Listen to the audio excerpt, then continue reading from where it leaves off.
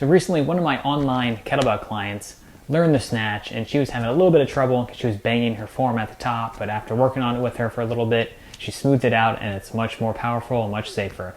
So that inspired me to create this post for you today to show you 2 ways that you can smooth out your kettlebell snatch so you're not banging your forearm at the top.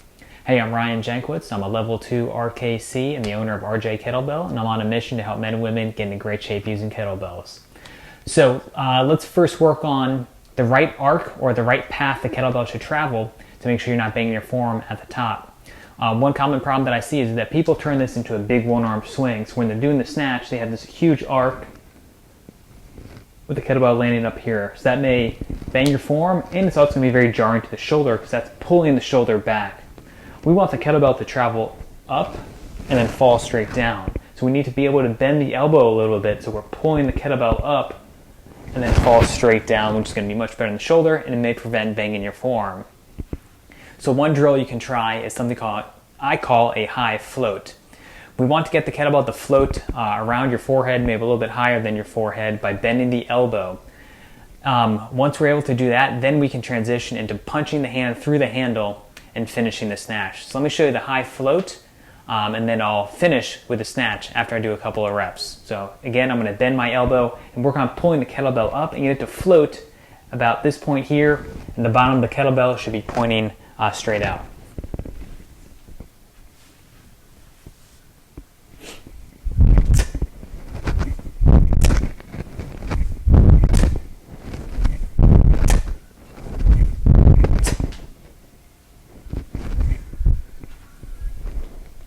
So again, by bending the elbow and pulling the kettlebell up, I want to float around this point here, and that's when the transition happens. As I complete the movement, the transition happens here, not at the top. The kettlebell should not be rotating over your hand at the top of your snatch. Again, it should be a little bit above your forehead, so when that kettlebell is actually catching on your forearm.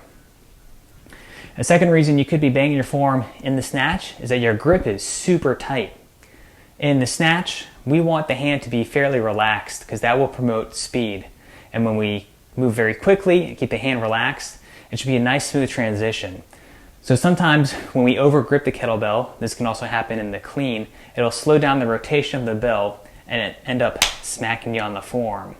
So what we want to work on is speeding up the movement and actually opening the hand up and spearing the hand through the handle of the kettlebell. So at the top, your fingers should be able to wiggle around. You should not have a super tight grip at the top of your kettlebell. I don't know if I have the space to demonstrate a bad one, but let me show you a good one. And at the top, you should be able to wiggle your fingers. My hand is open and nice and relaxed. I can wiggle my fingers.